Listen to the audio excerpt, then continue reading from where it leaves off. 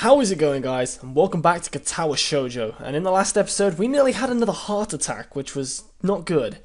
But yeah, I think I'm going to stick with this mic for now. Let me just pop my headphones back on and let's get ready to get back into this. A thoroughly miserable Emi comes in after getting an earful from the nurse in the other room. I couldn't hear what he had said through the closed door, but I'm sure it wasn't pleasantries. Look, I'm really sorry. I should have been more careful. Hey, you didn't know. It's not your fault. She looks awfully down and sorry, and my reassurances don't do anything much to cheer her up. I want to make it up to you. Again with that decisive nod. So, you have to come have lunch with me. I'll bring it for you, okay? Something really good.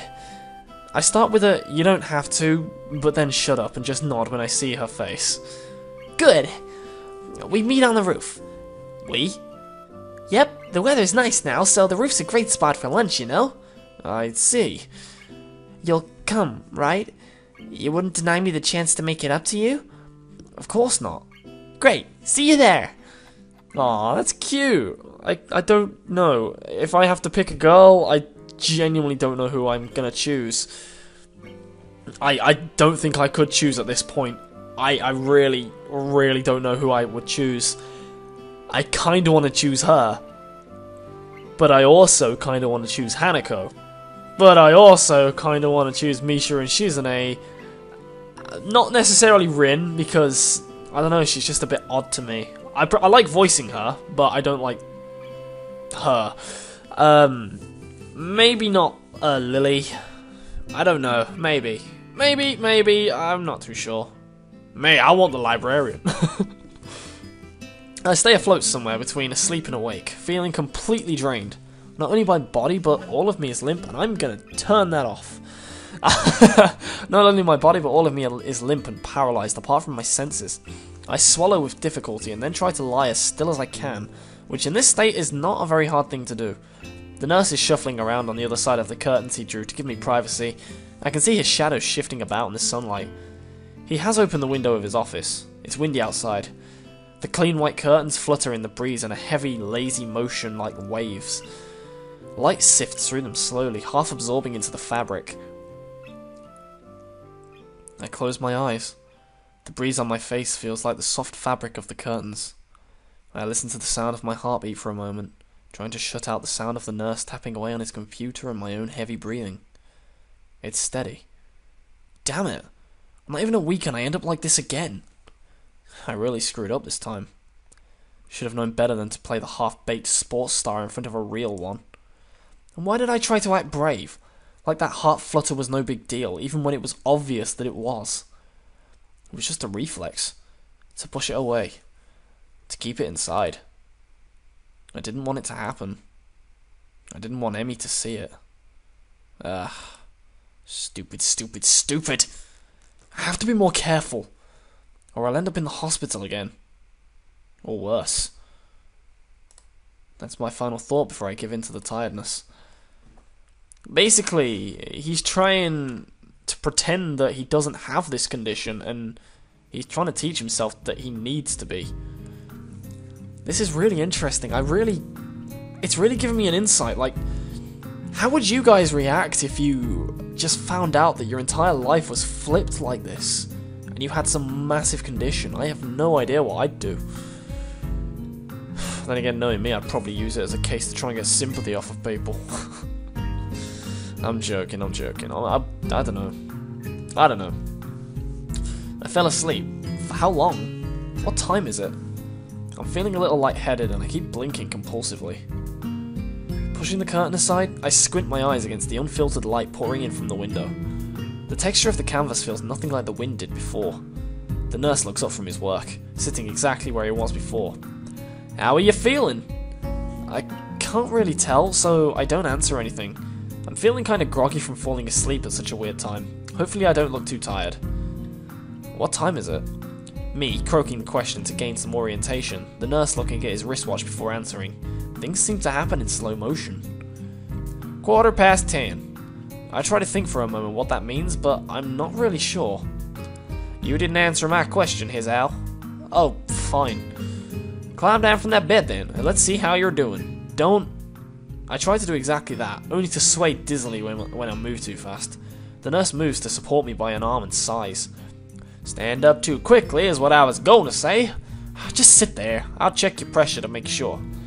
My good intentions sure lasted for a long time. I shut up, embarrassed with myself, while the nurse gets busy with an old-fashioned contraption on my arm. After a couple of minutes, he puts it away, looking neither pleased nor unhappy. You're alright. Head stopped spinning? Yeah. Good. And how are the contents doing? You didn't show very good judgment out there, Al. I swallowed the retort I was going to make.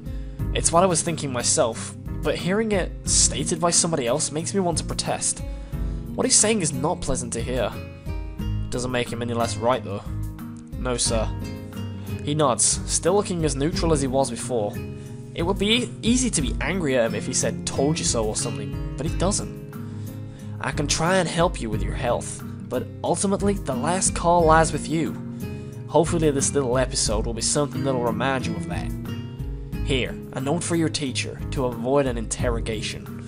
I take the slip of paper he's offering and then make my leave as I can't think of anything else to say, or even really want to. Stay out of trouble, you hear me? I don't think it was anything but a scare, but next time could be different. I hear you. There is some way to get out to the school building straight from the auxiliary building, but I'm not keen to find out and possibly get lost, so I go out from the exit that I know works. I stop at the stairs of the auxiliary building, deliberating for a moment between going to the dorms to get my books and stuff and going straight away to the class. The sun stings my eyes, so I head towards the dorms. No Kenji. Oh, thank God. The halls are quiet, as the courtyard was, so naturally, since everyone's in class. I knock lightly at the door of 3-3 and push the door open when Muto calls from the other side. Sorry I'm late. 15 pairs of eyes turn to me. Good morning, Nakai. Muto seems to be somewhat confounded by my late coming in, as if I interrupted his flow or something. Judging from the rambling lectures his classes tend to be, that might be the case. I pass him the note the nurse gave me. Muto takes it with a nod and reads it quickly. He lifts his eyebrows and gives me a kind of stern look, but doesn't say anything. Just nods solemnly again. I shrug and he gestures at me to run along, so I naturally do. The class goes on lazily. I think I'm starting to get into the rhythm of the school. I've even stopped worrying about taking notes and being overly attentive. The first days, I was pretty high-strung in class. Muto finishes his lecture about electricity early, but continues with a pause about the festival. So, as you know, the festival's on the way the day after tomorrow. I hope everyone's projects are going to be successful this year.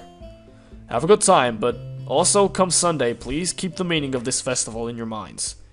Games and fried food! Everyone bursts out in laughter, and so do I. Yes, thank you, Mikado. But what I meant to say was that the remainder of his sentence is buried beneath the ring of the lunch bells, and everyone starts packing their things. Muto deliberates for a moment, but since almost nobody seems to pay attention anymore, he gives up and sits down. It's crowded in the hallway, or as crowded as hallways in this school probably get. Most of the students seem to be heading down for the cafeteria. Normally I join the flow and grab a lunch myself, but today's different. Today I've been invited to lunch on the roof. An odd location, but that's where I was told to go. Fortunately, I managed to find shelter from the storm in the lee of the classroom door. Hey, nice and Nigel Thornberry. Eventually the torrent subsides and I step tentatively out into the hallway, only to be met by Emmy. Wow, Jesus Christ. Only to be met by Emmy, who comes flouncing down the hallway like a cannonball. Hey, hi Hazal, great timing. I have super extra lunch today, as promised. Let's go upstairs. The hallway to the roof is a little dilapidated, but it's clearly been used recently. At the top of the stairs is a door, complete with missing padlock. I wonder who the intrepid individual that removed the lock. Stuff! Emmy shoves the door open and steps beaming into the sunlight. Suddenly, a tall dark stranger appears out of nowhere, standing imposingly in front of us. Emmy flinches back, almost falling down the stairs. Eek! Hello. Yipes, you scared me, Rin. Wait, isn't she... Hello. Noticing that Rin is speaking to me, Emmy looks cautiously at me. You two know each other? I look confusedly at Emmy. She's that friend of yours? Rin has turned her gaze towards the clouds drifting above the school. I didn't know you knew this person, Emmy. The awkward silence lasts only for a few seconds until Emmy lets out a tiny giggle, shrugging the coincidence off. I invited his out for lunch. If you know him, that's just better. Oh, does this mean I don't get food? Or did you invite him for lunch without the lunch? Neither. I have food for 3. Nice thinking. They walk to the other end of the roof while I stay at the clock tower for a bit, taking in the atmosphere. There is nobody else but us here. I guess the roof is not as popular as it is in other schools. A few rundown benches and tables are scattered around the edges, perhaps in an attempt to make the rooftop look less desolate. The small pebbles covering the roof rattle beneath our feet. I peek through the chain link fence to take a look at the school grounds and beyond. The students are strolling in pairs, in groups around the quadrangle in the cafeteria. A few delivery trucks are driving past the school towards the convenience store nearby. Somewhere, a watchdog barks at a passerby. Somehow when I look down towards the town centre, the small town feel strikes me very strongly, almost palpably. The hectic lifestyle of big metropolises seems so far away and foreign here. Nobody has to run to catch the bus like their life depended on it, or get their senses overloaded by the neon lights and traffic jams. I feel surprisingly optimistic about this new life of mine. Looking at my new hometown, even if it's going to be mine for only one short year. Finding out about my illness, and having to move away from home, all came so suddenly. I haven't had time to think how I feel about it. When I step out of the shadows of the clock tower to the open warmth I feel touching my back, the sun shines down from a perfectly clear cerulean sky. A cool breeze sweeping over the rooftop makes me shiver, but only briefly. The wind carries the scent of trees and flowers, not smog and car exhaust like it used to just a few weeks ago. Emi settles on a bench with Rin in tow and produces 1 big and 2 small lunchboxes from her bag. Come on, Hizal, what are you waiting for? She's beckoning me to join them, making room on the already small bench. I seat myself on the corner of the bench to take as little space as possible. It's pretty cramped, but somehow all 3 of us fit on it. Impressive view. Emi suppresses a giggle and places a lunchbox in front of Rin, and hands another lunchbox to me. Here you go, lunch is promised. Homemade, no less. I'm impressed. Wow, this looks really good. Thanks, I made it myself when I can. Conversation dies off as I set about the business of feeding myself. Taking a few bites, I glance up and notice Rin deftly opening the lunchbox and popping a forkful of food into her mouth using only her feet. Though I've seen it before, I can't help but be impressed at her dexterity. It's also a reminder of the sort of place I'm in right now. Will I ever get used to sights such as this? I can't decide if getting used to such a thing would be a good thing or a bad thing either. Does getting used to this place mean that I'm giving up on being a normal person? Or does it just mean that I'm becoming more and more understanding of those around me? I'm distracted by my thoughts, by the sight of Emi tearing into her lunch as if it had insulted her ancestors. You seem pretty hungry. Emi looks up, mouth half full, and swallows before nodding. My morning run always works up an appetite. Which is great, because then I burn through lunch pretty quickly. Helps me keep my girlish figure. What would happen if you lose it? Would you become a man? I very nearly choke on my lunch trying not to laugh. It's a figure of speech. Does your figure have to run in the mornings too? Do you always talk like this? Talk like what? Like what? I think that answers my question. Never mind. So, I struggle to think of small talk and settle on the obvious question. How'd you 2 meet? Rin seems content to let Emi answer this question. Someone in the housing department thought we'd complement each other well, so we were assigned rooms next to one another. Complement each other? Like shoes in a suit. Huh? Emi giggles at my confusion. Put us together and we've got all our limbs. Get it? Ah. So I started helping Rin get ready in the mornings, and that was that. I mean, you can't help you can't help someone get dressed every morning and not get along. I see. Rin chooses this moment to interject. I have trouble with shorts. Yeah, that seems fairly obvious. Really? Kind of. This isn't helping, but at least Emi seems to find the whole thing funny. That, combined with the fact that Rin is genuinely curious, makes me feel slightly better, and yet confused. I mean, you've got no arms, so putting a shirt on seems like one of those things that would be difficult. You know what, I'm just gonna stop talking now.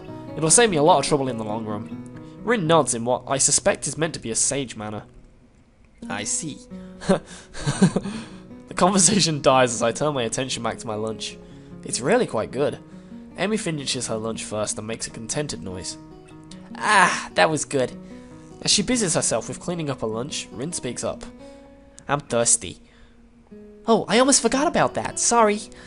With a flourish, she reaches into her bag and removes a trio of juice boxes. She tosses me one that appears to be cranberry juice, one to Rin that appears to be some kind of strawberry milk, and keeps an equally pink box of some kind of fruit punch for herself. Rin dexterously stabs her straw through the top of the box and begins to drink. I'm once again impressed by how inflexible she is, but this time I keep my comment to myself. Somehow, I don't think either Emi or Rin are the sorts of people who to think twice about the way they work around their particular disabilities. Rin especially so. Indeed, she gives off the impression of being entirely unaware that she's missing any limbs at all. Whether or not that's a conscious decision is another matter. I'm honestly not sure. So, Hizao, how'd you like it up here? It's quite nice actually. I like high places, for the view. Thanks for inviting me up here, and for the lunch too. Emi grins a 1000-watt grin, pleased by my response I suppose. No problem. Feel free to eat with us next time too, okay? I won't make you a lunch, but you can bring your own up here. No lunch service? I don't know. Emi looks mock offended. Trying to take advantage of my good nature? The nerve! She giggles. Well, if that's your answer, I guess Rin and I will just keep eating lunch all alone. I'm suddenly assaulted by the most heart-rending puppy dog eyes I've ever seen as Emi pouts. Kidding! I was kidding! I'd love to eat lunch up here again. Good location, and the company's okay too. Emi frowns a bit at my declaration of okay, but seems happy enough that I've accepted her invitation. I guess this makes us friends now? Or at least acquaintances. The lunch bell rings, signalling a return downstairs. Rin, you didn't finish your lunch again. I wasn't that hungry. If you don't eat more, you're gonna fade away. Rin shrugs, as if this is an acceptable risk. Come on, we better get going. The three of us head down to the stairs together. The afternoon class passes. Once again, I find myself without a plan for something to do after school, so I head to the library to return a couple of the books that finished reading. Walking inside, I see there are about as many students here that there were on Tuesday, all the more evident from the total silence enveloping the room. As I drop the books I'd borrow... Yes, librarian! As I drop the books I'd returned into the returns slot in the counter, Yuko suddenly props up from behind it, quite startled from the banging they make as they hit the trolley next to her. Sorry Yuko, didn't mean to startle you. No, that's fine. It happens a lot. I'm used to it by now. Can I help you? It's okay. I think I know where everything is. Thanks anyway. I suppose I'll grab another book or two while I'm here. There's not much else to do, and after reading so much during my stay in hospital, it's become a hard habit to break. I wander down to the fiction section towards the back of the library, scanning the bookshelves for anything that catches my eye. As I do, I look over to the corner where Hanako had been the last time I was here, not really expecting anything to come of it. Surprisingly though, she's there, absorbed completely in a fairly thick book. I decide against intruding on her like last time and get back to finding reading material. After an indiscernible amount of time spent perusing the aisles, I finally decide on a couple of books to get and slide them off the shelf. With a minimum of fuss, I quickly walk over to the counter, check out my books, and pop them into my bag as I walk out. By the time I leave the main building, sunset isn't too far away. A small trickle of students remain, but there are a majority have left, presumably to their homes and dorms. Feeling utterly drained, I head to my room to read the books I borrowed. There's been enough action and excitement for one day already. The first is Alice's Adventures in Wonderland. I know the story, of course, but I've never actually read the original book. It's just as trippy as I remember the story to be, with the wacky creatures and nonsense plots. I start thinking of myself as some kind of an Alice too, haplessly tumbling down a rabbit hole into this crippled Wonderland. Das offensive! Okay, that's a rather strong expression. Still, the isolated location and the overt way the school accommodates to absolutely everything is unsettling. It's like another world. I wonder why I can't shake the feeling of being an outsider like Alice, despite most everyone being so hospitable and friendly with me. Turning another page, my mind starts drifting further away from the book. It's quiet. I can hear my heartbeat thumping against the fabric of my shirt. For some reason, it makes me feel really bad, like it has that time in the forest with Iwanako, like I was locked in a cage with something nasty and scary. ...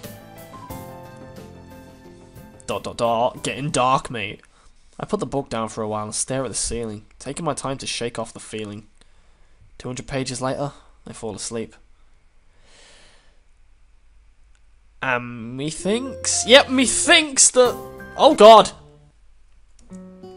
What? What did I just do? I don't know what I've just done. I appear to have skipped back halfway through the damn game somehow, and I really don't know how.